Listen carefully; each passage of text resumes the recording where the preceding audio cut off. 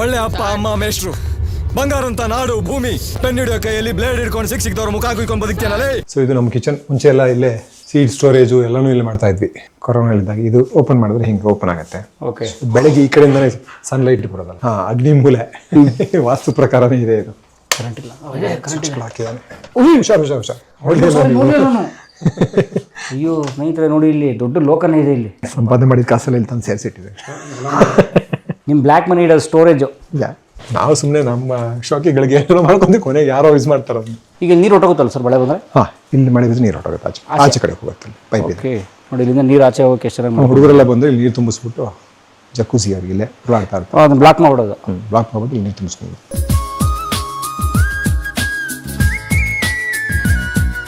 ಏನು ಬೋರ್ಡ್ ಹಾಕ್ತಾರೆ ಸರ್ ಈ ಕಲ್ಲಿಗೆ? ಇಲ್ಲ ಇಲ್ಲ, ಇದೆಲ್ಲ ಇಲ್ಲಿಗೆ ದನಗಳು ಕಟ್ಟಕ್ಕೆ ಮಾಡ್ಕೊಂಡಿದ್ವಿ. ಓಹ್, ಕೊಟ್ಟಿಗೆ. ಇಲ್ಲೇ ಹಾಂ, ದನಗಳು ಕಟ್ತಾ ಇದ್ವಿ. ಓಕೆ, ಆಮೇಲೆ ಆ ಕಡೆ ಶಿಫ್ಟ್ ಮಾಡಿದೆ. ನಂದು ಹಂಗೆ ಒಂದೇ ಕಡೆ ಒಂದೇ ಥರ ಇದ್ರೆ ಬೋರ್ ಹೊಡಿತು ನನಗೆ. ಅಲ್ಲಿಗೆ ಶಿಫ್ಟ್ ಮಾಡಿದೆ. ಆಮೇಲೆ ನಂದು ಯಾರೋ ಒಬ್ರು ಸ್ಕೂಲ್ ನಡೆಸ್ತೀವಿ ಅಂತ ಹೇಳ್ತಾ ಇದ್ರು. ಅವ್ರಿಗೆ ಅಂತ ಅಂದ್ಬಿಟ್ಟು ಇದೆಲ್ಲ ಖಾಲಿ ಮಾಡಿ ಕ್ಲಿಯರ್ ಮಾಡಿಕೊಟ್ವಿ. ಬಟ್ ಅವ್ರು ಬರಲಿಲ್ಲ. ಹೊರಟೋರು. ಇದೊಂದು ಸ್ಟುಡಿಯೋ ಮಾಡೋಕ್ಕೆ ಅಂತ ರೂಮ್ ಮಾಡ್ಕೊಂಡಿದ್ದೆ. ಇದು ಸ್ಟುಡಿಯೋ ಎಲ್ಲ ಕಸ ತುಂಬಿಸಿಟ್ಟಿದ್ದಾರೆ. ನನ್ನ ಎಡಿಟಿಂಗ್ ಸ್ಟುಡಿಯೋ ಎಲ್ಲ ಇಲ್ಲಿ ಮಾಡ್ಕೊಳ್ಳೋಣ ಅಂತ ಐಡಿಯಾ ಇತ್ತು. Okay okay. ಸೊ ಒಂದು ಅಟ್ಟ ಮೇಲ್ಗಡೆ ಡಿಸ್ಕಷನ್ಗೆ, ಕೆಳಗಡೆ ಒಂದು ಎಡಿಟಿಂಗ್ ಸ್ಟುಡಿಯೋ ಅಂತ ಅನ್ಕೊಂಡಿದ್ದೆ. ಈಗ ಇವನು ಅವನಿಗೆ ಮಗನಿಗೆ ಮದುವೆ ಆಯಿತು. ಅವನ ಮಗ ಸೊಸೆ ಇಬ್ಬರು ಇಲ್ಲಿ ಶಿಫ್ಟ್ ಆಗಿಬಿಟ್ಟಿದ್ದಾರೆ. ಓಕೆ, ಅವ್ರ ಮನೆ ಆ ಜಾಗ ಹಿಡ್ಕೊಂಡ್ಬಿಟ್ಟಿದ್ದಾರೆ ಅವರಿಗೆ. ಓಕೆ, ಸದ್ಯಕ್ಕಿದೆ ಬೇರೆ ಮನೆ ಮಾಡಿಬಿಟ್ಟು ಇಲ್ಲೆಲ್ಲ ಒಂದಷ್ಟು ಏನಾದ್ರು ಮಾಡಬೇಕು ಅಂತ ಇದೆ. ಹಾಗೆ ವಾಲ್ವ್ ಆಗಿದೆ ಮನೆ ಇದು. ಫಸ್ಟ್ ಇದೊಂದು ಕಟ್ಟಿದ್ವಿ. ಇದೇ ಮೂಲ ಮನೆ ನಿಮ್ಮದು? ಹಾಂ, ಇದು ಮತ್ತು ಆ ಕಡೆ ಕೊಟ್ಟಿಗೆ ಮಾತ್ರ ಇತ್ತು, ಒಂದು ಕೊಟ್ಟಿಗೆ. ಆಮೇಲೆ ಅದಕ್ಕೆ ಸೇರಿಸ್ಕೊಂಡು ಈ ಮನೆ ಕಟ್ಟಿದ್ವಿ. ಅದ್ರ ಸುತ್ತ ಕೊಟ್ಟಿಗೆ ಸುತ್ತ ಈ ಮನೆ, ಆ ಮನೆ ಕಟ್ಟಿದ್ವಿ. ಓಕೆ, ಯಾರಲ್ವಾ ಕಷ್ಟ ಇದೆಯಾ ಹಿಂಗೆ ನೀನು ಅಂತ ಎಲ್ಲರೂ ದಬಾಯಿಸಿ ನೀನು.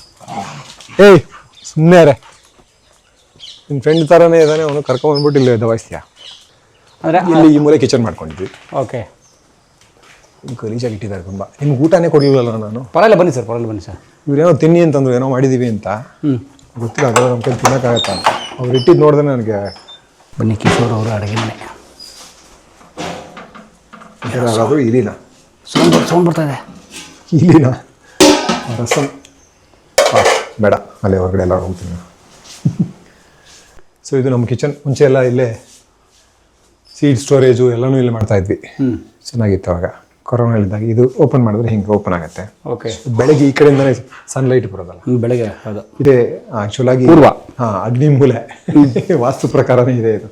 ಓಕೆ, ಬಟ್ ಮೇನಾಗಿ ಏನಕ್ಕೆ ಅಂದರೆ ನಮಗೆ ಜಾಸ್ತಿ ಆಕ್ಟಿವಿಟಿ ಎಲ್ಲ ನಡೀತೆ. ನಮಗೆ ಬೆಳಗ್ಗೆ ಸನ್ಲೈಟ್ ಇಲ್ಲಿ ಬರಲಿ ಇಂಟ್ರೆಸ್ಟಿಂಗ್ ಆಗುತ್ತೆ ಅಂತ ಹೇಳಿ. ಸೊ ಅದಕ್ಕೆ ಅವ್ರು ಅಗ್ನಿಮೂಲೆ ಅಂತ ಕಾನ್ಸೆಪ್ಟ್ ಕೊಟ್ಟು. ಹೌದು ಹೌದು, ಆ ಮೂಲೆಯಲ್ಲೇ ಸೂರ್ಯ ಹುಟ್ಟೋದಲ್ಲ. ಇದು ನಮ್ಮ ಡೈನಿಂಗ್ ಹಾಲ್ ಆಗಿರ್ತಿತ್ತು. ಓಕೆ, ಇಲ್ಲಿ ಅಲ್ಲಿ ಕೆಳಗಡೆ ಒಂದು ರೂಮ್ ಇದೆ. ಚಿಲ್ಕ ಹಾಕಿದ್ರ ಇಲ್ಲಿ ಮಲ್ಕೊತಾ ಇದ್ದಾರೆ. ಹೂ ಬನ್ನಿ ಬನ್ನಿ. ಕರೆಂಟ್ ಇಲ್ಲ, ಹಾಕಿದ್ದಾನೆ. ಹುಷಾರು ಹುಷಾರು ಹುಷಾರು. ಅಯ್ಯೋ ಸ್ನೇಹಿತರೆ ನೋಡಿ, ಇಲ್ಲಿ ದೊಡ್ಡ ಲೋಕನೇ ಇದೆ. ಇಲ್ಲಿ ಡೋರ್ ತೆಗೆದು ನೀವು ಯೋಚನೆ ಮಾಡಿದ್ರೆ ಬಿದ್ದೋಗ್ಬಿಡ್ತೀವಿ. ಸಂಪಾದನೆ ಮಾಡಿದ ಕಾಸಲ್ಲಿ ಇಲ್ಲಿ ತಂದು ಸೇರಿಸಿಟ್ಟಿದೆ. ನಿಮ್ಮ ಬ್ಲ್ಯಾಕ್ ಮನಿ ಇಡೋದು ಸ್ಟೋರೇಜು. ಇದೆ ನಿಮ್ಮ ಅಂಡರ್ಗ್ರೌಂಡ್ ಬೆಡ್ರೂಮು. ಏನೋ ಮಾಡಿಟ್ಟಿದ್ದಾರೆ. ಇದೆಲ್ಲ ವಿಡಿಯೋ ತೆಗಿಬಿಡಿ, ಕಚ್ಚವಾಗಿದೆ. ನಾನು ನೀಟಾಗಿ ಇಟ್ಟಿದ್ದೆ ಹಿಂದ್ಗಡೆ ಇಟ್ಟು. ನನಗೆ ಇದ್ರೆ ಇನ್ಸ್ಪಿರೇಷನ್ ಇಲ್ಲಿ ಅಂದರೆ ರಾಬರ್ಟ್ ಡಿನಿರೋ ಒಂದು ಮನೆ ಮಾಡ್ಕೊಂಡಿದ್ದಾನೆ, ಪೆಂಟ್ ಹೌಸ್. ಗಲೀಜಾಗಿದೆ, ತೋರಿಸೋ ಆಸೆ ಆಗುತ್ತೆ. Robert De Niro. ರಾಬರ್ಟ್ ಡಿನಿರೋದೊಂದು. ರಾಬರ್ಟ್ ಡಿನಿರೋ ಇವನು Sherlock Holmes. Robert De Niro Sherlock Holmes ಅಲ್ಲ, ಟ್ಯಾಕ್ಸಿ ಡ್ರೈವರ್, ಕಾಫಾದರ್. ಓಕೆ, ಮಾಡಿದ್ನಲ್ಲ. ಸಖತ್ ಆಕ್ಟರ್. ನನಗೆ ರಾಬರ್ಟ್ ಡಿನಿರೋ, ಅಲ್ ಪಚಿನೋ ಇವರೆಲ್ಲ ಭಾರಿ ಇಷ್ಟ. ಡೆಂಜೆಲ್ ವಾಷಿಂಗ್ಟನ್. ರಾಬರ್ಟ್ ಡಿನಿರೋದು ಒಂದು ಪೆಂಟ್ ಹೌಸ್ ಇದೆ ಅಪಾರ್ಟ್ಮೆಂಟಲ್ಲಿ. ಅವ್ನು ಹಿಂಗೆ ಮಡ್ಡಲ್ಲಿ ಫಿನಿಶ್ ಮಾಡಿ ಸಖತ್ ಮಾಡ್ಕೊಂಡಿದ್ದ ಒಂದು ಮನೆ ಇದೆ, ಒಂದು ಮನೆ. ಸೊ ಅದನ್ನು ನೋಡಿಕೊಂಡು ಇದನ್ನೆಲ್ಲ ಮಾಡಿಟ್ಟಿದ್ದೆ ನಾನು. ಫುಲ್ ಇದಕ್ಕೆ ಒಂದು ಬ್ರೌನ್ ಮಡ್ ಕಲರ್ ಇದು ಹಾಕಿಟ್ಟಿದ್ವಿ ಒಂದು ಹ್ಯಾಂಗರ್. ಇಲ್ಲಿ ಎಲ್ಲ ಇವರೆಲ್ಲ ಅಲ್ಲಿ ಕನ್ಸ್ಟ್ರಕ್ಷನ್ ವರ್ಕರ್ಗಳು ಇಲ್ಲಿ ಇರ್ತಾ ಇದ್ದಾರೆ. ಅವ್ರಿಗೆ ಹೇಳಿದ್ನಲ್ಲ, ಹಾಸಿಗೆ ಎಲ್ಲ ತೆಗ್ದಿರಿ, ನನ್ನ ಹಾಸಿಗೆ ಯೂಸ್ ಮಾಡಬೇಡಿ ಅಂತ. ಕೊರೋನಾ ಟೈಮಲ್ಲಿ ಎಷ್ಟು 12,000 ಕೊಟ್ಬಿಡ್ತಾವೆ ಹತ್ತಿ ಹಾಸಿಗೆ ಅಂತ. ಅಯ್ಯೋ, ಮಾಡೋಕ್ಕಾಗಲ್ಲ. ಸುಮ್ಮನೆ ಹಿಂಗೆ ನಾವು ಸುಮ್ಮನೆ ನಮ್ಮ ಶಾಕಿಗಳಿಗೆ ಏನೋ ಮಾಡ್ಕೊಂಡು ಕೊನೆಗೆ ಯಾರೋ ಯೂಸ್ ಮಾಡ್ತಾರೆ ಅದನ್ನ. ನಮ್ಮ ಮನೇಲಿ ಹಾಗೆ ಹೇಳ್ತಾ ಇದ್ರು. ಮನೆ ಮೇಲ್ಗಡೆ ಅವ್ರಿಗೆ ಅವ್ರ ಡ್ರೈವರು ಅವರೆಲ್ಲ ಒಂದು ಫ್ಯಾಮಿಲಿ ಎಲ್ಲ ಇದ್ರು. ಓಕೆ, ನೋಡಿ ನಮಗೆ ಇಲ್ಲಿ ಶೀಟ್ ಮನೆ, ಅವ್ರಿಗೆ ಪೆಂಟ್ ಹೌಸ್ ಕೊಟ್ಟಿದ್ದೀವಿ ನಾವು. ಈಗ ಜಯನಗರ ಶೀಟ್ ಮನೆ ಅದು. ಹಾಂ, ಪಫ್ ಶೀಟಲ್ಲಿ ಮಾಡಿದ್ವಿ. ಓಕೆ, ಚೆನ್ನಾಗಿದೆ. ಬಟ್ ಅದೇ ಬಿಸಿಗೆ ಏನಾದ್ರು ಮಾಡಬೇಕು ಅದಕ್ಕೊಂದು ವ್ಯವಸ್ಥೆ ಮಾಡ್ತಾರೆ. ಬೇಸಿಗೆಯಲ್ಲಿ ಭಾರಿ ಕಷ್ಟ ಆಗೋಯ್ತು ಸರ್. ಇದೆಲ್ಲ ನನ್ನ ಮಕ್ಕಳು ಪೇಂಟ್ ಮಾಡಿದ್ದು ಕೊರೋನಾ ಟೈಮಲ್ಲಿ ಓಕೆ. ಕೂತ್ಕೊಂಡು ನೋಡೋದು. ಎಷ್ಟೊಂದು ವರ್ಷ ಇಲ್ಲೇ ಇದ್ರಾ? ಇಲ್ಲ ತುಂಬ ದಿವಸ ಇಲ್ಲ, ಒಂದು 3-4 ತಿಂಗಳಿದ್ವಿ ಅನಿಸುತ್ತೆ. ಓಕೆ. ಯಾಕೆ ಇಷ್ಟ ಅಸಹ್ಯವಾಗಿ ಮಾಡಿದ್ದಾರೆ, ಮಾಡೋಕ್ಕಲ್ಲ. ಓಕೆ. ತೊಟ್ಟಿ ಮನೆ ಪಕ್ಕ ಸಹಿಸ್ಕೋಬೇಕಿದ್ದ. ಮುಂಚೆ ಒಳ್ಳೆ ಕಂಬಗಳು, ಮರದ ಕಂಬಗಳು ತಂದಿದ್ದೆ, ಎಲ್ಲ ಮಣ್ಣಿನ ತಂದಿದ್ದೆ, ಸಿಮೆಂಟ್. ಈಗ ತಿನ್ನುಬಿಟ್ಟೆಲ್ಲ ಈಗ ಇಲ್ಲಿ ಬಂದಿದ್ದೀವಿ. ಬಟ್ ಎಷ್ಟೋ ಕಡೆ ತೊಟ್ಟಿ ಮನೆ 200-300 ವರ್ಷ ಆದ್ರೂ ಮರ ತಿಂದೇ ಇರಲ್ಲ ಸರ್, ಅದು ಹೆಂಗೆ ಟ್ರೀಟ್ ಮಾಡಿರ್ತಾರೆ ಸರ್? ರೆಗ್ಯುಲರಾಗಿ ನೋಡ್ಕೋಬೇಕಷ್ಟೆ. ಹಾಂ. ಓಕೆ. ಇಲ್ಲಿ ಕೇರ್ ಸ್ವಲ್ಪ ಕಡಿಮೆ. ನಮ್ಮವನು ಕುಡಿದ ಅಭ್ಯಾಸ ಬೇರೆ ಇಟ್ಕೊಂಡು ಹಿಂಗಾಗಿದ್ದಾನೆ. ಈಗ ನೀರು ಹೊಟ್ಟೋಗುತ್ತಲ್ಲ ಸರ್ ಮಳೆ ಬಂದರೆ? ಹಾಂ, ಇಲ್ಲಿ ಮಳೆ ಬಿದ್ದು ನೀರು ಹೊಟ್ಟೋಗುತ್ತೆ, ಆಚೆ ಕಡೆ ಹೋಗುತ್ತೆ ಪೈಪ್ ಇದೆ. ಓಕೆ. ನೋಡಿ ಇಲ್ಲಿಂದ ನೀರು ಆಚೆ ಹೋಗೋಕೆ ಎಷ್ಟು ಚೆನ್ನಾಗಿ ಹುಡುಗರೆಲ್ಲ ಬಂದರೆ ಇಲ್ಲಿ ನೀರು ತುಂಬಿಸ್ಬಿಟ್ಟು ಜಕ್ಕೂಸಿ ಅವ್ರಿಗೆ ಇಲ್ಲೇ ಉರುಳಾಡ್ತಾ ಇರ್ತಾರೆ. ಅದನ್ನು ಬ್ಲಾಕ್ ಮಾಡ್ಬಿಡೋದು. ಬ್ಲಾಕ್ ಮಾಡ್ಬಿಟ್ಟು ಇಲ್ಲಿ ನೀರು ತುಂಬಿಸ್ಕೊಂಡು. Great sir. ಎಲ್ಲ ಮಣ್ಣು, ಫ್ಲೋರಿಂಗ್ ಹ್ಞೂ, ಹೆಚ್ಚು ಕಡಿಮೆ ಸ್ವಲ್ಪ ಅಷ್ಟೇ ಸಿಮೆಂಟ್ ಯೂಸ್ ಮಾಡ್ತೀವಿ ಇದಕ್ಕೆ. ಹ್ಞೂ. ಹೆಂಚು ಎಲ್ಲನೂ ಜೊತೆಗೆ ಸಸ್ಟೈನಬಲ್ ಅಲ್ಲ ಎಲ್ಲನೂ. ಇದಕ್ಕೆ ಬೇಯಿಸೋದಕ್ಕೆ ಸೌದೆ ಯೂಸ್ ಆಗುತ್ತೆ ಅಷ್ಟೇ, ಹೆಂಚಿಗೆ ಹೊರತು. ಬಟ್ ಸ್ಟಿಲ್ ಅದು ಮಣ್ಣೆ ಅಲ್ವಾ, ಅದು ಕರೆದ್ರೆ ಮಣ್ಣಾಗೋಗ್ಬಿಡುತ್ತೆ. ಸೊ ಯಾವುದು ವೇಸ್ಟ್ ಅಥವಾ ಟಾಕ್ಸಿಕ್ ಏನೂ ಮಣ್ಣಿಗೆ ಸೇರಲ್ಲ. ಇದೆಲ್ಲ ಮಣ್ಣು, ಪೂರ್ತಿ ಮಣ್ಣಿಂದೆ ಗೋಡೆಗಳೆಲ್ಲ. ಓಕೆ. ರಾಮ್ಡ್ ಅವತ್ತು ಇದೊಂದೇ ಸಿಮೆಂಟು ಇಷ್ಟು ಕೆಟ್ಟದಾಗಿ ಏನೋ ಮಾಡಿಟ್ಟಿದ್ದಾರಂತ. ಸೊ ಹಿಂದ್ಗಡೆ ಮಂಗಳೂರು ಥರ ಮಾಡ್ಕೊಂಡ್ವಿ, ಇದೇ ಚೌಕಿ ಎಲ್ಲ. ಈ ಕಿಟಕಿಗಳು ಮಂಗಳೂರಲ್ಲೇ ತಾನೆ ಬರೋದು. ಸೊ ಅದು ಇಲ್ಲಿ ಯಾರಿದ್ದಾರೆ ಗೊತ್ತಿಲ್ಲ, ಯಾರು ಅನ್ಸುತ್ತೆ. ಅದು ಅವ್ರ ರೂಮ್ ಅನ್ಸುತ್ತೆ. ಇದು ಅಮ್ಮಂಗೆ ಈ ರೂಮ್ ಕೊಡಿದ್ವಿ, ಬನ್ನಿ ನೋಡ್ಬೋದು. ನಮ್ಮ ಅಮ್ಮ ಇರ್ತಾ ಇದ್ರು ಈ ರೂಮಲ್ಲಿ, ಈಗ ಅವರಿದ್ದಾರೆ ಅನ್ಸುತ್ತೆ. ಓಕೆ. ಆ ಹುಡುಗಿ ಇದ್ದಾರೆ ಅನ್ಸುತ್ತೆ. ನಿಮ್ಮ ತಾಯಿ ಇಲ್ಲಿದ್ರಾ? ಕೊರೋನಾ ಟೈಮಲ್ಲಿ ಇಲ್ಲಿದ್ರು. ಓಕೆ.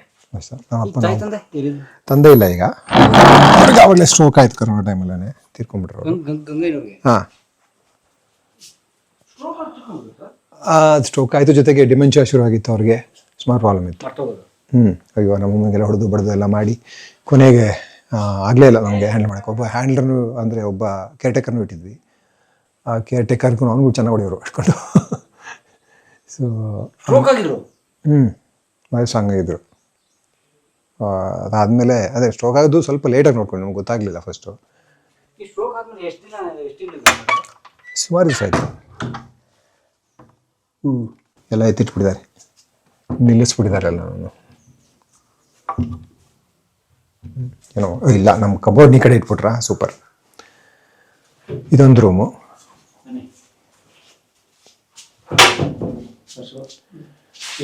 ಇದು ನನ್ನ ಮಕ್ಕಳ ಪ್ರ್ಯಾಮ್ ಇತ್ತು, ಚಿಕ್ಕವರಿದ್ದಾಗ ತೊಟ್ಲು ಇತ್ತು ಒಂದು. ನನ್ನ ಆ್ಯಕ್ಚುಲಾಗಿ ನಮ್ಮ ಭಾವ ಕೊಟ್ಟಿದ್ದು ನನ್ನ, ಯಾವ ಬರ್ತೀವೋ ಇಲ್ಲ, ಬಂದಾಗ ಮಲ್ಕೊಳ್ಳೋಣ, ಬಂದಾಗ ಇಟ್ಕೊಳ್ಳೋಣ ಅಂತ. ಈ ಹುಡುಗರಿಗೆ 2 ಅಂತ, ಆ ಕಡೆ ಮುಂದ್ಗಡೆ ನಮಗೆ ಅಂತ. ಅಪ್ಪ ಅಮ್ಮ ಬಂದಾಗ ಅವ್ರು ಬಿಟ್ಕೊಡ್ಬೇಕು ಅಂತ. ಅಮ್ಮ ಅಲ್ಲೇ ಮನೆ ಹತ್ರನೇ ಇದ್ದಾರೆ, ಒಂದು ಅಪಾರ್ಟ್ಮೆಂಟ್ ಅಲ್ಲಿ ಇದ್ದಾರೆ. ಹಾಂ, ಜನಗಳು. ಅವ್ರಿಗೆ ನಮ್ಮಪ್ಪ ಸತ್ಮೇಲೆ ಇಂಡಿಪೆಂಡೆನ್ಸ್ ಸಿಕ್ಕಿದ್ದು. ಅಲ್ಲಿ ತನಕ ನಮ್ಮಪ್ಪ ಟಾರ್ಗೆಟ್ ಮಾಡಿ ಕಂಟ್ರೋಲ್ ಇಟ್ಟಿದ್ರಲ್ಲ. ಈಗ ಸದ್ಯಕ್ಕೆ ದರಗಳಿಗೆ ಕಟ್ತಾ ಇದ್ವಿ. ಇವನ್ನೆಲ್ಲನೂ ಈ ಜಾಗನ ಬೇರೆ ಏನಾದ್ರು ಮಾಡಿದ್ರೆ ಯಾರಕ್ಕೆ ಹೆಂಗೆ ಅಂತ ಕೇಳ್ತಾ ಇದ್ವಿ ನಮ್ಮಪ್ಪನ ರೇಗ್ಸೋಕ್ಕೆ. ನಾನು ಅಂತ ಹೇಳ್ತಾನೆ, ನೀನು ಮೇಸ್ತ್ರಿ, ಏನು ಕಡಿಮೆ ಇಲ್ಲ. ನನಗೊಂದು 45 ವರ್ಷ ಆದಮೇಲೆ ನನಗೆ ರಿಯಲೈಸ್ ಆಯ್ತು ನನ್ನ ಪ್ಯಾಷನ್ ಏನು ಅಂತ. ಮೇಸ್ತ್ರಿ ಕೆಲಸ ಮಾಡೋದು. ಕನ್ಸ್ಟ್ರಕ್ಷನ್ ಭಾರಿ ಇಂಟ್ರೆಸ್ಟ್ ನನಗೆ. ಹಾಂ, ಅದೇ ನಾನು ಹೇಳ್ತಾ ಇದ್ದೀನಿ, ನನ್ನ ಫ್ರೆಂಡ್ಸ್ಗೆಲ್ಲ ಕೇಳ್ತಾ ಇರ್ತೀನಿ, ಯಾರೂ ಕೊಡ್ತಾ ಇಲ್ಲ. ಸುಮಾರು ಜನ ಮನೆ ಕಟ್ತಾ ಇದ್ರು, ನಾನು ಕಟ್ಕೊಡ್ತೀನಿ, ನಾನೇ ಇಟ್ಕೆ ಮಾಡಿ ಕಟ್ತೀನಿ, ಕೊಡಿ ಅಂದರೆ ಯಾರೂ ಕಡಿ ಇಲ್ಲ, ನಂಬಿಕೆ ಇಲ್ಲ ಯಾರಿಗೂ. ನನ್ನ ಮಗ ಎಲ್ಲನೂ ಅರ್ಧಂಬರ್ಧ ಬಿಟ್ಟು ಹೋಗ್ತಾನೆ ಅಂತ. ಇದೆಲ್ಲ ವಾಲ್ಟ್ ಅಂತಾರೆ. ಇದರಲ್ಲಿ ಏನೂ ಇಲ್ಲ, ಕಬ್ಬಣ ಏನೂ ಯೂಸ್ ಆಗಲ್ಲ, ಬರೀ ಇಟ್ಟಿಗೆಗಳಷ್ಟೇ. ಅದು ಒಂದ್ರ ಮೇಲೆ ಇಟ್ಟಿಗೆ ಪ್ರೆಷರ್ ಅಷ್ಟೇ. ನಿಮಗೆ ಕಿಟಕಿಗಳೆಲ್ಲ ಮುಂಚೆ ಆರ್ಚ್ ಮಾಡ್ತಾ ಇದ್ದಲ್ಲ ಕಿಟಕಿಗಳು, ಸೇಮ್ ಇದನ್ನೇ ವಾಲ್ಟು ನಮಗೆ ಚಿತ್ರದುರ್ಗದಲ್ಲಿದೆ ಕನ್ಸ್ಟ್ರಕ್ಷನ್. ರ್ಯಾಮ್ ಬೆರ್ತು ಇದೆ ಚಿತ್ರದುರ್ಗದಲ್ಲಿ. ಮೇಲ್ಗಡೆ ಕೋಟೆ ಮೇಲ್ಗಡೆ ಹೋದ್ರೆ ನೀವು, ಅಲ್ಲಿ ರ್ಯಾಮ್ ಬೆರ್ತ್ ಬಗ್ಗೆ ಒಂದು ಇದೇ ಮಾಡಿ, ಒಂದು ಬೋರ್ಡ್ ಮಾಡಿ ಹಾಕಿದ್ದಾರೆ, ರ್ಯಾಮ್ ಬೆರ್ತಲ್ಲಿ ಕಟ್ಟಿರೋದು ಅಂತ ಅಂದ್ಬಿಟ್ಟು. ಸೊ ಅದು ಮರದ ಹಲಗೆಗಳು ಇಟ್ಕೊಂಡು ಕಟ್ತಾ ಇದ್ರು. ಈಗೆಲ್ಲ ಮೆಟಲ್ ಪ್ಲೇಟ್ಸ್ ಬಂದಿವೆ. ಇದು ಆರ್ಚ್ನ ಮೆಥಡ್. ಹೀಗಾದ್ರೆ ಇಟ್ಟಿಗೆಗಳು ಒಂದು ಪಕ್ಕ ಹಿಂಗೆ ಇಟ್ಬಿಟ್ರೆ ಹಿಂಗೆ ಸಿಗಾಕೊಂಡ್ಬಿಡ್ತವೆ, ಹಿಂಗೆ ಕೆಳಗಡೆ ಬೀಳೋದೇ ಇಲ್ಲ. ಮೇಲ್ಗಡೆ ಹಿಂಗೆ ಲಾಕ್ ಆಗ್ಬಿಟ್ಟಿರುತ್ತೆ, ಇಲ್ಲಿ ಲಾಕ್ ಆಗ್ಬಿಟ್ಟಿರುತ್ತೆ, ಇಲ್ಲಿ ಲಾಕ್ ಆಗ್ಬಿಟ್ಟಿರುತ್ತೆ. ಇದರಿಂದ ಕೆಳಗಡೆ ಹಂಗೆ ಒಳಗಡೆ ಕುಸಿಯೋಕ್ಕೆ ಸಾಧ್ಯ ಇಲ್ಲ ಅದು. ಸೊ ಪ್ರೆಷರ್ ಎಲ್ಲ ಮಧ್ಯಕ್ಕೆ ಬೀಳುತ್ತೆ. ನೀವು ಆರಾಮಾಗಿ ಅದ್ರ ಮೇಲೆ ಇನ್ನೂ ಎಷ್ಟು ಫ್ಲೋರ್ ಬೇಕಾದ್ರೆ ಕಟ್ಬೋದು. ಇದೆಲ್ಲ ಮಡ್ ಬ್ಲಾಕ್ಸ್ ಸೈಡೆಲ್ಲ ಮಾಡೋದು. ಕೆಳಗಡೆ ಮಾತ್ರ ಕಲ್ಲು ಕಟ್ಟಡ. ಇದಕ್ಕೇನಕ್ಕೆ ಅಂದರೆ ಇದು ಲೇಬರ್ ವೈಸ್ಗೆ ಅಂತ ಕಟ್ಟಿದ್ವಿ. ಫಸ್ಟ್ ಬಂದವ್ರ ಲೇಬರ್ಗಳೆಲ್ಲ ಎದುರ್ತಾ ಇದ್ದಿಲ್ಲ, ಆನೆ ಆನೆ ಆನೆ. ಮೊದಲೇ ನಾನು ಬರೀ ಕಲ್ಚಪ್ಡಿಲಿ ಕಟ್ಟಬೇಕು ಅಂತಿದ್ದೆ ಮನೇನ. ನಮ್ಮೂರಲ್ಲೆಲ್ಲ ಕಲ್ಚಪ್ಡಿ ಇಲ್ಲ, ಮನೇನೂ ಕಟ್ತಾರೆ ಮಾಗಡಿ ಕಡೆ. ಅವನು ಸಾರ್ ಆನೆ ಬಂದು ತಳ್ಬಿಟ್ರೆ ನನ್ನ ಮೇಲೆ ನಾನು ಸತ್ತೋಗ್ಬಿಡ್ತೀನಿ ಸಾರ್ ಅಂತ ಚಪ್ಪಡಿ. ಜಪಡಿ ಬಿದ್ದು ಸತ್ತೋಗ್ಬಿಡ್ತೀನಿ ಸಾರ್ ಅಂತ. ಸರಿ ಹಾಳಾಗೋಗ್ಲಿ ಅಂತ ನಾರ್ಮಲ್ ಇಟ್ಟಿಗೆ ಹಾಕ್ಬಿಟ್ಟು ಒಂದು ಮನೆ ಕಡೆ ಫಸ್ಟ್ ಆ ಮನೆ ಮಾತ್ರ ನಾರ್ಮಲ್ ಇಟ್ಟಿಗೆಗಳು ಕಟ್ಟಿದ್ವಿ. ಅದಾದಮೇಲೆಲ್ಲ ಮಡ್ ಬ್ಲಾಕ್ಸೇ ಪೂರ್ತಿ. ಇದೊಂದು ಅವ್ರಿಗೋಸ್ಕರ ಅಂತ ಕಲ್ಲು ಕಟ್ಟಿದೆ. ಬಟ್ ಈಗ ಸ್ಟೋರೇಜ್ಗೆ ಯೂಸ್ ಆಗ್ತಾ ಇದ್ದಾರೆ. ಗ್ರೈನ್ಸ್ ಎಲ್ಲ ಇಡೋದಕ್ಕೆ ಇಲಿ ಪ್ರಾಬ್ಲಮ್ ಅಲ್ಲ ಇಲ್ಲಿ. ಹಾಂ ಕಲ್ಲಿಂದ ಸ್ಟೋರೇಜ್ಗೆ ಯೂಸ್ ಆಗ್ತದೆ. ಮೇಲ್ಗಡೆ ಮುಂಚೆ ತೊಟ್ಟಿ ಮಾಡಿದ್ದೆ. ಈ ಮಕ್ಕಳು ಈಜ್ತೀವಿ ಅಂತಂದ್ರು. ಸರಿ ತೊಟ್ಟಿ ಮಾಡೋಣ ಅಂತ. ಆ ತೊಟ್ಟಿ ಎಲ್ಲ ಸೋರಕ್ಕೆ ಶುರು ಆಗೋಯ್ತು. ಸರಿ ಕಟ್ಟಲಿಲ್ಲ ನಾನು. ನಮ್ಮ ಹೆಸರುಗಳೆಲ್ಲ ಕುಡಿದು ಬಂದು ಸೋರೋಂಗೆ ಕಟ್ಟಿ ಕೊನೆಗೆ ಅದನ್ನೇ ಡೆಮಾಲಿಷ್ ಮಾಡೋಕ್ಕಾಗಲ್ಲ ಅಂದ್ಬಿಟ್ಟು ಅದನ್ನೇ ಒಂದು ರೂಮ್ ಥರ ಮಾಡಿ ಬೇಕರಿ ಮಾಡಿಬಿಟ್ಟಿದ್ದೆ. ಮೇಲ್ಗಡೆ ಬೇಕರಿ ಇದೆ. ಅಂದರೆ ಇಲ್ಲಿ ಎಲ್ಲವೂ ಇನ್ಕಂಪ್ಲೀಟ್ ಇದೆ. ಬಟ್ ಆ ಇನ್ಕಂಪ್ಲೀಟ್ನೆಸ್ ಅಲ್ಲಿ ಒಂದು ಆರ್ಟ್ ಇದೆ ಅಷ್ಟೇ. ನಾವು ಮನೆ ಕಟ್ಬೇಕಾದ್ರೂ ಹಾಗೆ ನಮ್ಮ ಮನೆ ಇನ್ವಿಟೇಷನ್ನೇ ಗೃಹ ಪ್ರವೇಶಕ್ಕೆ ಅಂಡರ್ ಕನ್ಸ್ಟ್ರಕ್ಷನ್ ಅಂತ ಅಂದ್ಬಿಟ್ಟು ಒಂದು ಏನದು ಗಾರೆ ಇದು ಕರ್ಣೆ ಒಂದು ಕರ್ಣೆ ಒಂದು ಚಿಕ್ಕ ಗುದ್ಲಿ ಹಾಕ್ಬಿಟ್ಟು ಹಾಕಿದ್ವಿ. ಕಾರ್ಡಲ್ಲಿ ಬಂದವರೆಲ್ಲ ಯಾಕಂದ್ರೆ ಕೇಳ್ತಾರೆ ಅಂತ ಗೊತ್ತಿತ್ತು. ಇನ್ನೆಷ್ಟು ದಿವಸ ಆಗುತ್ತೆ ಕಂಪ್ಲೀಟ್ ಆಗೋಕ್ಕೆ ಅಂತ ಎಲ್ಲರೂ ಅದನ್ನೇ ಕೇಳಿದ್ರು. ನಮ್ದು ಆಗಲೇ ಕಂಪ್ಲೀಟ್ ಆಗಿದೆ. ಹೌದಾ ಇಷ್ಟೇನಾ? ಇಲ್ಲ ಇಷ್ಟೇನಾ ಅಲ್ಲ ಹೌದು ಇಷ್ಟೇನಾ ಬಂದು ಸೇರ್ಕೋಬೇಕಷ್ಟೇ.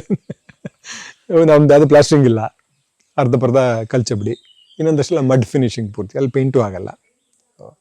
ಒಳಗಡೆ ಮಾತ್ರ ಕೆಲವು ರೂಮ್ಸ್ ಮಾತ್ರ ಒಂದಷ್ಟು ಆರ್ಗ್ಯಾನಿಕ್ ಪೇಂಟ್ಸ್ ಎಲ್ಲ ಸಿಗ್ತಾ ಇತ್ತು. ಬರೀ ಸುಣ್ಣ ಬೇಸ್ ಮಾಡಿರೋವಂಥದ್ದು ಅಂಥದ್ದು ಮಾತ್ರ ತಂದು ಮಾಡ್ಕೊಂಡಿದ್ವಿ ಅಷ್ಟೇ. ನೀವು ನೇಚರ್ಗೆ ತೊಂದರೆ ಆಗುತ್ತೋ ಯಾವ ಬಳಸಬಾರ್ದು. ಆದಷ್ಟು ಟಾಕ್ಸಿನ್ಸ್ ಎಲ್ಲ ನಮಗೂ ತೊಂದರೆ ಅಲ್ವಾ ಅದು. ಟಾಕ್ಸಿನ್ಸ್ ಬದುಕ್ತೀವಿ ಅದೆಲ್ಲ ಅದೇ ಗಾಳಿನೇ ಕುಡಿತಾ ಇರ್ತೀವಿ. ಪೇಂಟ್ಸ್ ಸಿಕ್ಕಾಬಿಟ್ಟೆ ಇರುತ್ತೆ. ಆ ಫಾರ್ಮಾಲ್ಡಿಹೈಡ್ ಎಲ್ಲ ಅದರ ಟಾಕ್ಸಿಕ್ ಫ್ಯೂಮ್ಸ್ ಅಂತ ಹೇಳ್ತಾರೆ. ಅದರದ್ದೆಲ್ಲ ಸಮಸ್ಯೆನೇ ಅದೆಲ್ಲ.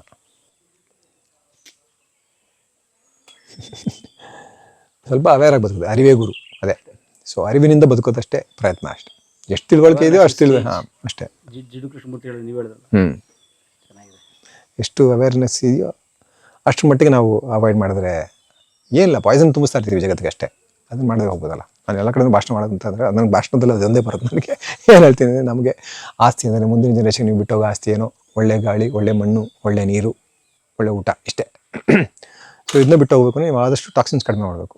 ಅದೇ ಆಸ್ತಿ ಅಂತಂದಾಗ ಅದಕ್ಕಿಂತ ಆಸ್ತಿ ಸಂಪಾದನೆ ಮಾಡೋಕ್ಕೆ ಏನು ಮಾಡಬೇಕು? ಆದಷ್ಟು ವಿಷ ಹಾಕೋದು ನಿಲ್ಲಿಸಬೇಕು. ವಿಷ ಹಾಕೋದು ನಿಲ್ಲಿಸಬೇಕು ಅಂತ ಏನು ಮಾಡಬೇಕು? ವಿಷ ಹಾಕೋದು ಎಲ್ಲೆಲ್ಲಿದೆ ವಿಷ ಹೋಗುತ್ತೆ ಅಂತ ತಿಳ್ಕೋಬೇಕು. ಬೆಳಗ್ಗೆ ಎದ್ದು ನಾವು ಯೂಸ್ ಮಾಡೋ ಪೇಸ್ಟಿಂದ ಶುರು ಆಗುತ್ತೆ ವಿಷ. ಸೊ ಪೇಸ್ಟ್ ವಿಷ ಇಲ್ದಿರೋ ಪೇಸ್ಟ್ ತೊಗೋಬೇಕು. ಟಾಕ್ಸಿನ್ಸ್ ಇಲ್ದಿರೋ ಪೇಸ್ಟ್ ಯಾರಿಗಪ್ಪ ಯಾರಿಗೆ ಅಲ್ಲಿ ಬರ್ತೀನಿ ಅಷ್ಟೇ. ಸೊ ಎಲ್ಲ ಹಂತದಲ್ಲೂ ಯೋಚನೆ ಮಾಡ್ತಾ ಹೋದರೆ ನಾವು ಗಾಡಿ ತೊಗೊಂಡೋಗ್ತೀವಿ. ಆದಷ್ಟು ಈಗ ಬೈಕ್ ತೊಗೊಂಬರ್ತೀವಿ. ಕಾರ್ ತೊಗೊಂಬಂದರೆ ಇದು ಡಬಲ್ ಪೆಟ್ರೋಲ್ ವೇಸ್ಟ್ ಆಗುತ್ತೆ. ಸೊ ಒಂದೊಂದು ಹಂತದಲ್ಲೂ ಅವೇರ್ನೆಸ್ ಇದ್ದರೆ ನಮ್ಮ ಕೈಲಿ ಆದಷ್ಟು ಮಾಡ್ತಾ ಇರ್ತೀವಿ. ಈಗ ಬೈಕು ಬರೋಕ್ಕಾಗಲ್ಲ. ಬಸ್ಸಲ್ಲಿ ಬರ್ಬೋದು ಆ್ಯಕ್ಚುಲಾಗಿ. ಬಸ್ಸಲ್ಲಿ ಬರೋ ಟೈಮ್ ಇಲ್ಲ ಈಗ. ಸೊ ಇರೋದ್ರಲ್ಲಿ ಓಕೆ ಕಾರ್ ಬದಲಾಗಿ ಬೈಕು. ಹಾಗೆ ಎಷ್ಟಾಗುತ್ತೋ ನಮ್ಮ ಕೈಲಾದಷ್ಟು ನಾವು ಮಾಡ್ತಾ ಹೋದರೆ ಅದು ಓವರಾಲ್ ಪೂರ್ತಿ ಎಲ್ಲರೂ ಮಾಡ್ತಾ ಹೋದರೆ ಈಗ ನಾನೊಬ್ಬ ಮಾಡಿದ್ರೆ ಏನಾಗುತ್ತೆ ಅಂತ ಅನ್ಕೋಬೋದು. ನನ್ನ ಕೈಲಾಗಿದ್ದು ಇಷ್ಟು ನಾನೊಬ್ಬ ಎಷ್ಟು ಮಾಡ್ಬೋದು. ಈಗ ಇಲ್ಲಿ ಗಿಡ ಬೆಳೆಸ್ತೀವಿ. ಒಬ್ಬೊಬ್ಬ ರೈತನೂ ಮಾಡ್ತಾನೆ ಈ ಕೆಲಸನ. ಅದೇ ಇನ್ಕಮ್ ಬಗ್ಗೆ ಯಾರೋ ಮಾತಾಡ್ತಾನೆ ಅದೇ ಹೇಳ್ತಾ ಇದ್ದೆ. ಇನ್ಕಮ್ ಅಂದರೆ ಇಲ್ಲಿ ಇನ್ಕಮ್ ಅಂತ ಹೆಂಗೆ ಲೆಕ್ಕ ಆಗೋದು? ಈಗ ನಾನು ಇಲ್ಲೊಂದು 1-2 ಸಾವಿರ ಮರ ಇದೆ ಅಂತ ಇಟ್ಕೋಣ. 1,000-2,000 ಮರ ಲೆಕ್ಕ ಪಕ್ಕ ಇಲ್ದಿರೋವೆಲ್ಲ ಸುಮಾರಿವೆ. ಸೊ ಅಷ್ಟು ಮರಗಳಲ್ಲಿ ಎಷ್ಟು ಆಕ್ಸಿಜನ್ ಉತ್ಪಾದನೆ ಆಗ್ತಿರ್ಬೋದು. ಇವೆಲ್ಲ ನಾವೇ ಹಾಕಿದ ಮರ. ಇಲ್ಲಿ ಇಲ್ಲದೆ ಹಾಗೇನು ಖಾಲಿ ಬಿಟ್ಕೊಂಡಿರ್ಬೋದಾಗಿತ್ತು ಅಥವಾ ಬರೀ ರಾಗಿ ಹೊಲ ಮಾಡ್ಕೊಂಡಿರ್ಬೋದಾಗಿತ್ತು. ಸೊ ಇದರಲ್ಲಿ ಎಷ್ಟು ಆಕ್ಸಿಜನ್ ಉತ್ಪಾದನೆ ಆಗಿದೆ. ಆ ಆಕ್ಸಿಜನ್ ಸಿಲಿಂಡರ್ ಹಾಕಿ ಮಾರಿದ್ರೆ ನಾನು ಎಷ್ಟು ರೇಟ್ ಅದಕ್ಕೆ ಹೇಳ್ಬೋದು. ಅದೆಲ್ಲ ಸಂಪಾದನೆ ತಾನೇ. ಅದು ನಾನು ಚಾರ್ಜ್ ಮಾಡ್ತಾ ಇಲ್ಲ ಅಷ್ಟೇ. ಯಾವ ರೈತನೂ ಚಾರ್ಜ್ ಮಾಡ್ತಾ ಇಲ್ಲ. ಅವ್ನು ಬರೀತಾರೋ ಒಂದೊಂದು ಗಿಡದಿಂದನೂ ಎಷ್ಟೊಂದು ಬೆನಿಫಿಟ್ ಇದೆ ನಮಗೆ. ನಾವು ಉಸಿರಾಡ್ತಾ ಗಾಳಿಗೆ ಒಂದು ಕಾಂಟ್ರಿಬ್ಯೂಷನ್ ಇದೆ. ಜೊತೆಗೆ ನೀರು ಎಲ್ಲ ಬೇರುಗಳು ನೀರನ್ನ ಪ್ಯೂರಿಫೈ ಮಾಡಿಬಿಡ್ತವೆ. ಇಲ್ಲಿ ಬಿದ್ದ ಮಳೆ ನೀರು ಎಲ್ಲನೂ ಇಂಗಿಸ್ತೀವಿ ನಾವು. ಯಾವುದನ್ನು ಕೊಚ್ಕೊಂಡು ಹೋಗ್ಬಿಡಲ್ಲ. ಹೆಚ್ಚು ಕಡಿಮೆ ನೀರು ಇಲ್ಲಿ ಇಂಗಿಸ್ತೀವಿ. ಸೊ ಅಂಡರ್ಗ್ರೌಂಡ್ ವಾಟರ್ ಎನ್ರಿಚ್ ಮಾಡ್ತಾ ಇದ್ವಿ. ಸೊ ಆ ನೀರಿಗೆ ನಾನು ಕಾಸು ಕೇಳ್ತಾ ಇಲ್ಲ. ಸೊ ಅದು ನೀರಿಗೂ ದುಡ್ಡಾಗುತ್ತೆ. ಸೊ ಎಲ್ಲನೂ ನೀವು ಹಣಕ್ಕೆ ಕನ್ವರ್ಟ್ ಮಾಡಿ. ಯಾರೋ ಮಾಡಿದ್ದಾರೆ ಅದನ್ನ. ಒಬ್ಬರು ಅಗ್ರಿಕಲ್ಚರ್ ಎಕನಾಮಿಸ್ಟ್ ಒಬ್ಬರು ಮಾಡಿದ್ದಾರೆ. ಯಾವುದೋ ಒಂದು ಕೃಷ್ಣ ಬೈರೇಗೌಡರ ಜೊತೆ ಒಂದು ಇದಿತ್ತು ಮೀಟಿಂಗ್. ನಾನು ಕರ್ಕೊಂಡು ಹೋಗಿದ್ದು ಅದಕ್ಕೆ. ಅವಾಗ ಅವ್ರು ಹೇಳ್ತಾ ಇದ್ರು ಲೆಕ್ಕ ಹಾಕಿ ಎಲ್ಲನೂ ಲೆಕ್ಕ ಹಾಕಿ ಒಂದೊಂದು ಎಕರೆಯಲ್ಲಿ ಒಬ್ಬ ರೈತ ತೋಟ ಮಾಡಿದ ರೈತ ಎಷ್ಟೆಷ್ಟು ಸಂಪಾದನೆ ಮಾಡ್ತಾನೆ, ಜನಗಳಿಗೋಸ್ಕರ ಎಷ್ಟು ಕೊಡ್ತಾ ಇದ್ದಾನೆ ಅಂತ, ಅವನ ಕಾಂಟ್ರಿಬ್ಯೂಷನ್ ಎಷ್ಟಿದೆ ಅಂತ, ಅದನ್ನು ದುಡ್ಡಿಗೆ ಕನ್ವರ್ಟ್ ಮಾಡಿದ್ರೆ ಎಷ್ಟಾಗುತ್ತೆ ಅಂತ. ಅದು ಲಕ್ಷಾಂತರ ರೂಪಾಯಿ ಸಂಪಾದನೆ ಆಗ್ತಾಯಿದೆ ಹಂಗೆ ನೋಡಿದ್ರೆ. ಜೊತೆಗೆ ಮಣ್ಣು ನೀವು ದುಡ್ಡೇ ಕಟ್ಟಕ್ಕಾಗಲ್ಲ ಅದಕ್ಕೆ. ಯಾಕಂದರೆ ಎಷ್ಟು ಜನ್ರೇಷನ್ಗೆ ಊಟ ಕೊಡುತ್ತೆ ಇದು. ನಾನು ಇವತ್ತು ಅದರ ಫರ್ಟಿಲಿಟಿನ ಅಥವಾ ಸಾಯಿಲಲ್ಲಿ ಕಾರ್ಬನ್ ಫಿಕ್ಸಿಂಗ್ ಮಾಡಿ ಹೋದೆ, ಎಷ್ಟು ನಾನು ಆರ್ಗ್ಯಾನಿಕ್ ಮ್ಯಾಟ್ರ್ ಹಾಕ್ತೀನೋ ಅದರೊಳಗಡೆ, ಎಷ್ಟು ವಿಷ ಕಡಿಮೆ ಹಾಕ್ತೀನೋ ಅಷ್ಟು ಫಲವತ್ತಾಗ್ತಾ ಹೋಗುತ್ತೆ. ಅಷ್ಟು ದಿನ ಬಾಳಿಕೆ ಬರುತ್ತೆ. ಅದರಿಂದ ಈಲ್ಡ್ ಅಷ್ಟು ಬರುತ್ತೆ. ಇನ್ನು ಏನು ಗಿಡ ಹಾಕಿದ್ರು ಅದು ಬೆಳೀತಾ ಇರುತ್ತೆ ಅಲ್ಲಿ ಸುಮ್ಮನೆ. ಸೊ ಅದರ ದುಡ್ಡೆಲ್ಲ ಎಷ್ಟು. ಸೊ ಇಷ್ಟೆಲ್ಲ ಲೆಕ್ಕ ಹಾಕಿದ್ರೆ ನಾವು ಕೋಟ್ಯಾಂತರ ರೂಪಾಯಿ ಸಂಪಾದನೆ ಮಾಡಿದ್ವಿ ಇಲ್ಲಿ. ಅದನ್ನು ದುಡ್ಡೆಲ್ಲ ಅಳೆಯೋಕ್ಕಾಗಲ್ಲ ಅಷ್ಟು. ಅಳತೆಯ ಮಾನದಂಡಗಳು ಮಾಪನಗಳು ಬದಲಾಗಬೇಕಷ್ಟೆ. ಅಷ್ಟು ಬದಲಾದರೆ ಎಲ್ಲ ರೈತರು ಶ್ರೀಮಂತರೆ. ಅದೇ ಹಂಗೆ ಹೇಳ್ಬಿಟ್ಟು ನೀನು ಶ್ರೀಮಂತ ಅಂತ ಅಂದ್ಬಿಟ್ಟು ಒಂದು ಕೈ ಕಾಸು ಕೊಡದೇ ಇದ್ದರೆ ನಾನಂತವ್ರು ಓಕೆ, ನಾವೆಲ್ಲ ಹಾಬಿ ಫಾರ್ಮರ್ಸ್. ನಾವು ನಿಜವಾದ ರೈತನಿಗೆ ಅದರ ದುಡ್ಡು ಕೊಡಬೇಕಾಗತ್ತೆ, ಅದರ ರಿಟರ್ನ್ಸು ಕೊಡಬೇಕಾಗತ್ತೆ. ಅದಕ್ಕೆ ಅದೇ ಕೂತ್ಕೊಂಡು ಎಲ್ಲರೂ ಪಾಲಿಸಿ ಮೇಕರ್ಸ್ ಅವರುಗಳ ಇದೇನೆ ಪೊಲಿಟಿಕಲ್ ಇದೇನೆ ವಿಲ್ಲೇನೇ ಇಲ್ಲ ನಮ್ಮಲ್ಲಿ ಮೇಜರಾಗಿ. ಅಲ್ಲಿಂದ ಏನಾದ್ರು ಮಾಡೋಕ್ಕೆ ಏನು ಒಂದು MSP ಫಿಕ್ಸ್ ಮಾಡೋಕ್ಕಾಗ್ತಾ ಇಲ್ವಲ್ಲ ಇವ್ರ ಕೈಯಲ್ಲಿ. ಅದನ್ನು ಎಷ್ಟು ದಿವಸ ತಳ್ತಾ ಇರ್ತಾರೆ. ಎಲ್ಲ ಧಾನ್ಯಗಳಿಗೂ ಎಲ್ಲ ಬೆಳೆಗಳಿಗೂ ಮಾಡ್ಬೋದಲ್ಲ, ಯಾಕೆ ಮಾಡೋಕ್ಕಾಗಲ್ಲ? ಅದನ್ನೇ ಮಾಡೋಕ್ಕೆ ರೆಡಿ ಇಲ್ಲ ಅವರು. ಅದಲ್ಲದೆ ಅದನ್ನು ತುಳಿದು ಅವ್ರನ್ನು ನಾಶ ಮಾಡೋಕ್ಕೆ ರೆಡಿ ಆಗಿದ್ರು ಆ ಕೃಷಿ ಕಾನೂನು ತೊಗೊಂಬಂದು. ಸದ್ಯ ಏನೋ ಪಂಜಾಬಿನ ರೈತರಿಗೆ ನಾವು ಸಲಾಮ್ ಹಾಕ್ಬೇಕು, ಅವ್ರ ಕಾಲಕ್ಕೆ ಬಿಡಬೇಕು. ಅವರ ರೆಸಿಲಿಯನ್ಸ್ ಇದೆಯಲ್ಲ, ಹೊಡೆದಾಡಿವಿ ಎಷ್ಟು 1.5 ವರ್ಷ ಹೊಡೆದಾಡಿ, ಒಂದು ಹೆಚ್ಚು ಕಡಿಮೆ 1 ವರ್ಷ ಪೂರ್ತಿ ಗೆದ್ರು ನೋಡಿ. ಅಷ್ಟು ಜನ ಸತ್ತು ಗೆದ್ರಲ್ಲ. ಆ ಥರದ ಜನಾಂದೋಲನಗಳು ಆಗಬೇಕು, ಎಲ್ಲದಕ್ಕೂ ಆಗಬೇಕು. ನೀಟ್ ಪರೀಕ್ಷೆಗೂ ಆಗಬೇಕು, ಕೆಲಸ ಕೊಡದಿದ್ದಾಗ ಆಗಬೇಕು. ಅಲ್ಲಿ ಮಾಡಿದ್ರಲ್ಲ ನೋಯ್ಡಾ, ಅಲ್ಲಿ ಲೇಬರರ್ಸ್ ಎಲ್ಲ ಗಲಾಟೆ ಮಾಡಿದ್ದಕ್ಕೆ ಯಾವುದೋ ಒಂದು ಫ್ಯಾಕ್ಟ್ರಿಯಲ್ಲಿ, ಅದಕ್ಕೂ ಪಾಕಿಸ್ತಾನ ಅಂದ್ಬಿಟ್ರು ಕೊನೆಗೆ ತಗೊಂಡು. ಪಾಪ ಅವ್ರು ಕೊಡ್ತಾರ ಲೇಬರ್ ವೇಜಸ್ ಕೊಡ್ತಾರಲ್ಲ ಸರಿಗೆ, ತುಂಬ ಕಡಿಮೆ ಕೊಡ್ತಾ ಇದ್ದಾರೆ ಅಂತ ಅವ್ರು ಹೋರಾಟ ಮಾಡಿದ್ದಕ್ಕೆ ಅದರೊಳಗಡೆ ಇವರು ಯಾರನ್ನ ನುಗ್ಗಿಸಿ ಬೆಂಕಿ ಹಚ್ಚಿ ಎಲ್ಲನೂ ವಿಲನೈಸ್ ಮಾಡಿ ಒಟ್ಟಿನಲ್ಲಿ ಎಲ್ಲ ಕಾರ್ಪೊರೇಟ್ಗಳ ಕೈಗೆ ದೇಶನ ಕೊಟ್ಬಿಟ್ಟು ಹೋಗಿ ನಾವು ಹಿಡಿದೀವಿ. ಈಗ ಜನ ಜಾಗರೂಕರಾದರೆ, ಒಂದಷ್ಟು ಜನ ಬುದ್ಧಿವಂತರು ರಾಜಕೀಯಕ್ಕೂ ಬಂದರೆ ಆಗುತ್ತೆ, ಬದಲಾವಣೆ ಸಾಧ್ಯ ಇದೆ. ಹೋಪ್ ಅಂತೂ ಇದೆ. ಯಾಕಂದರೆ ಇನ್ನೂ 65% ಭಾರತ ಈ ಥರದ ಮೂರ್ಖತನಕ್ಕೆ ಸಿಕ್ಕಾಕೊಂಡಿಲ್ಲ. ಸೊ 65% ದೊಡ್ಡ ಪರ್ಸೆಂಟ್. ಅದನ್ನ ಕನ್ಸಾಲಿಡೇಟ್ ಮಾಡಬೇಕಾಗಿದೆ ಸಮಸ್ಯೆ. ಅದು ಹರಿದು ಹಂಚೋಗಿದೆ ಸುಮಾರು ರಾಜಕೀಯ ವಿಚಾರಧಾರೆಗಳಲ್ಲಿ. ಇದನ್ನ ಹೇಳ್ತಾನೆ ರಾಜ್ಕುಮಾರ್ ಸಿನಿಮಾ, ಕಣ್ಣಪ್ಪನ ಸಿನಿಮಾ ಅಂತ. ಇನ್ಕ್ಲೂಸಿವಿಟಿ ಎಷ್ಟು ಇಂಪಾರ್ಟೆಂಟ್ ಅಂದರೆ, ನಾವು ಈಗ ಯಾವುದೋ ವಿಚಾರಧಾರೆಗಳು ಬೇರೆ ಬೇರೆ ಇದೆ ಅಂತ ನಾವು ಅವ್ರನ್ನ ಬಿಟ್ಟು ಯೋಚನೆಯೂ ಮಾಡೋಕ್ಕಾಗಲ್ಲ. ಈಗ ಆ ಥರದ ವಿಚಾರಧಾರೆಗಳಿರೋರು ಅಥವಾ ಈ ಧರ್ಮದ ರಾಜಕಾರಣನ ಸಮರ್ಥಿಸೋರು ಅವ್ರನ್ನ ಬಿಟ್ಟು ವಿಚಾರ ಮಾಡ್ಕೋಆಗಲ್ಲ. ಎಲ್ಲರೂ ಸೇರೇ ಈ ದೇಶ. ರಾಜ್ಕುಮಾರ್ ಯಾಕೆ ಎಕ್ಸಾಂಪಲ್ಗೆ ನಾನು ತೊಗೊಂಡೆ ಯಾವಾಗ ಅಂತಂದರೆ, ರಾಜ್ಕುಮಾರ್ನ ಸಿನಿಮಾ ಕಣ್ಣಪ್ಪ ಅದು ಒಬ್ಬ ಇವನಿಗೆ ದೇವರಿಗೆ ಮಾಂಸ ತಿನ್ನಿಸುವಂಥ ಒಬ್ಬ ಸಿನಿಮಾ. ಮಾಡಿದವರು ಒಬ್ಬ ಶೂದ್ರ. ಆದರೂ ಅದು ದೇವರ ಕಥೆಯಾಗಿದ್ದರಿಂದ ಅದರ ಇಂಪ್ಯಾಕ್ಟ್ ಕೂಡ ಜೊತೆಗೆ ರಾಜ್ಕುಮಾರೇ ಮಾಡಿದ್ರು. ಅದರ ಇಂಪ್ಯಾಕ್ಟ್ ರಾಜ್ಕುಮಾರ್ ಮಾಡಿದ್ದಕ್ಕೆ ಅದರ ಇಂಪ್ಯಾಕ್ಟ್ ಏನಿತ್ತು ಅಂದರೆ, ಅದು ಈವನ್ ನೀವು ಈ ಸೋಕಾಲ್ಡ್ ಮೇಲ್ವರ್ಗ ಅಥವಾ ಬ್ರಾಹ್ಮಣಿಕ ವರ್ಗ ಏನಿದೆ ಅವ್ರುಗಳನ್ನು ಒಳಗಡೆ ಸೇರಿಸ್ಕೊಂತು. ಅವ್ರುಗಳು ಅದನ್ನು ಅಕ್ಸೆಪ್ಟ್ ಮಾಡ್ಕೊಂಡಿದ್ದಾರೆ. ಕಣ್ಣಪ್ಪನ ಕಥೆನೇ ಅಕ್ಸೆಪ್ಟ್ ಮಾಡ್ಕೊಂಡಿದ್ದಾರೆ, ಕಣ್ಣಪ್ಪನ ಸಿನಿಮಾನೂ ಅಕ್ಸೆಪ್ಟ್ ಮಾಡ್ಕೊಂಡಿದ್ದಾರೆ. ಸಿನಿಮಾನು ದೊಡ್ಡ ಹಿಟ್ಟು.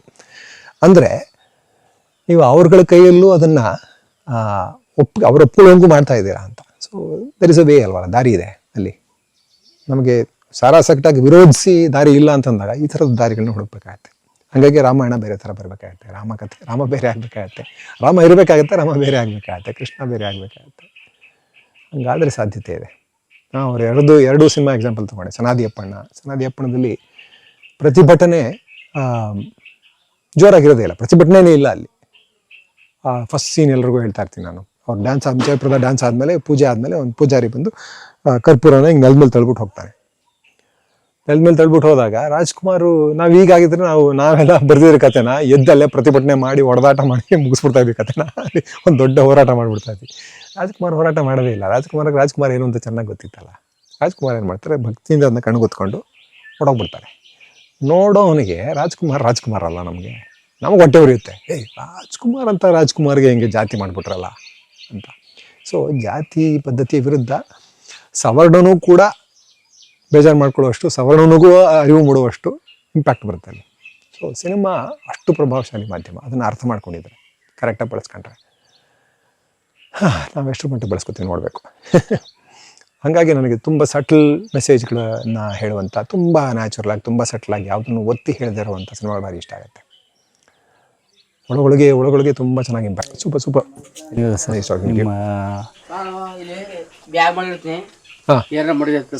ಯಾರು ಅಂತ ತಿಳ್ಕೊಳ್ಳೋದು, ಇದನ್ನು ಒಟ್ಟಿನಲ್ಲಿ ನನ್ನ ಕತೆ ಆಗಬೇಕು ಡಿಸೈಡ್ ಮಾಡ್ದ ಅವನು. ಹಾಕೊಡ್ತೀನಿ. ಕೆಲವು ಗಂಟೆಗಳು ನೀವು ಸಿಗ್ತೀರಿ ಅಂತ ಅನ್ಕೊಂಬೋದೆ, ಒಂದು ಇಡೀ ದಿನ ಸಿಕ್ಕರೆ ಮಾತಾಡೋದು ತುಂಬ ವಿಷಯಗಳಿದೆ, ಇನ್ನೂ ಮಾತಾಡ್ಬೋದು. ಕೆಲವು ವಿಚಾರಗಳಂತೂ ಭಾಳ ನಂಗೆ ಸೂಕ್ಷ್ಮವಾಗಿ ಭಾಳ ಅದ್ಭುತವಾಗಿ ಹೇಳಿದ್ದೀರಿ. ಅಂದರೆ ಇದೊಂದು ಬರೀ ಸಂದರ್ಶನ, ಯಾರೋ ಒಬ್ಬ ವ್ಯಕ್ತಿಯ ನಡೆದು ಬಂದ ಹಾದಿ ಅನ್ನೋಕ್ಕಿಂತಲೂ ಆ್ಯಕ್ಚುಲಿ ಯಾರು ಹೆಂಗೆ ನಡಿಬೇಕು ಅನ್ನೋದು ಕೂಡ ಎಷ್ಟು ವಿಚಾರಗಳಿದ್ದಾವೆ ಇದರಲ್ಲಿ ಅಂತ ನನಗೆ ಅನಿಸ್ತದೆ. ಹಾಗಾಗಿ ನಮ್ಮ ಕಲಾ ಮಾಧ್ಯಮಕ್ಕೆ ಅವಕಾಶ ಕೊಟ್ಟಿದ್ದಕ್ಕೆ ಅಯ್ಯೋ ಧನ್ಯವಾದ. ನೀವು ಇದೆಲ್ಲ ಹೇಳೋದು ಬೇಕಾಗಿಲ್ಲ, ನಾನು ಥ್ಯಾಂಕ್ಸ್ ಹೇಳ್ಬೇಕು. ನೀವು ಕಲಾ ಮಾಧ್ಯಮದಲ್ಲಿ ಇದನ್ನ ಹೇಳೋದಕ್ಕೆ ಅವಕಾಶ ಕೊಟ್ಟಿದ್ದಕ್ಕೆ. Thank you. ಚೆನ್ನಾಗಿದೆ, ನೈಸ್ ವರ್ಕ್, ಸಖತ್.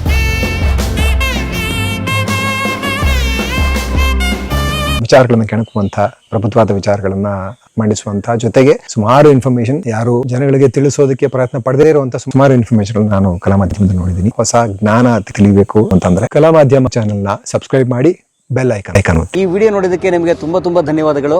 ಪುಸ್ತಕಗಳನ್ನ ಓದು ಮನಸ್ಸನ್ನ ಅರಳಿಸುತ್ತೆ, ಬುದ್ಧಿಯನ್ನು ಚುರುಕು ಮಾಡುತ್ತೆ, ಕಾಣದ ಹೊಸ ಲೋಕವನ್ನು ಪರಿಚಯಿಸುತ್ತೆ. ಹಾಗಾಗಿ ಓದುವ ಸಂಸ್ಕೃತಿ ಹೆಚ್ಚಾಗ್ಲಿ. ಧನ್ಯವಾದ.